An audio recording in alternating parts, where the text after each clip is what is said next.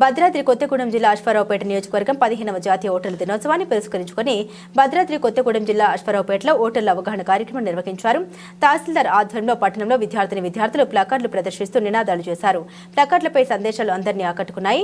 ఈ కార్యక్రమంలో పాల్గొన్న తహసీల్దార్ మాట్లాడారు. ప్రతి ఒక్కరూ ఓటు హక్కును వినియోగించుకోవడం ద్వారా దేశానికి బాధ్యతాయుతమైన నాయకత్వాన్ని అందించవచ్చని తెలిపారు. ఈ అవగాహన కార్యక్రమం ప్రజలకు చైతన్యం కలిగించడంతో పాటుగా యువతలో ఓటు హక్కుపై ఆసక్తిని పెంచిందని అభిప్రాయపడ్డారు. ఈ కార్యక్రమంలో ఉపాధ్యాయులు, విద్యార్థులు, వివిధ శాఖల అధికారులు, పోలీసులు తదితరులు చురుగ్గా పాల్గొన్నారు.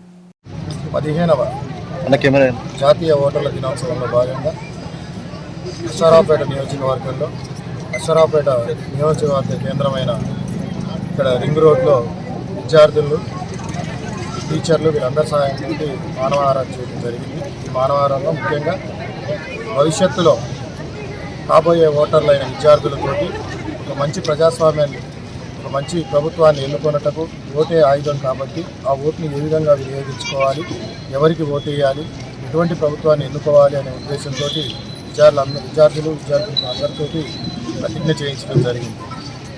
మీ అందరికీ తెలుసు, 1950 జనవరి 1వ తేదీన ఎన్నికల సంఘం ఏర్పాటు చేయడం జరిగింది. దానికి అనుగుణంగానే ఈరోజు 25 జనవరి నాడు మనం నేషనల్ ఓటర్స్ డే వేడుకలను జరుపుకుంటాం. ఈ వేడుకలో భాగంగా మన స్థానిక ఎంఈఓ గారి సహాయంతో మన నియోజకవర్గ స్థాయి మొత్తం మీద మనం విద్యార్థులతోటి కొన్ని విభాగాల్లో పోటీలు పెట్టడం జరిగింది.